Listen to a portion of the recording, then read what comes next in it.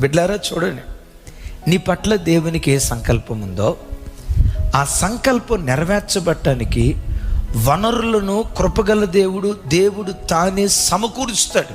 అయ్యో పిల్లలు చదివేట్లా ఆలోచించుకో, సమయం వస్తుంది, వనరులు దేవుడే సమకూరుస్తాడు.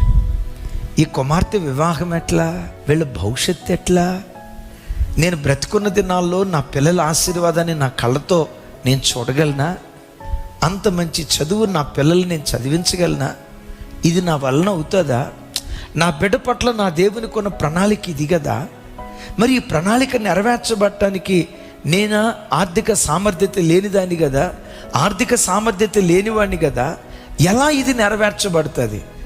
ఏ దేవుడు నీ పిల్లల పట్ల ఉద్దేశం కలిగి ఉన్నాడో, ఏ దేవుడు నీ పట్ల సంకల్పాన్ని సంకల్పించి ఉన్నాడో, ఆయన సంకల్పం నెరవేర్చబడటానికి వనరులను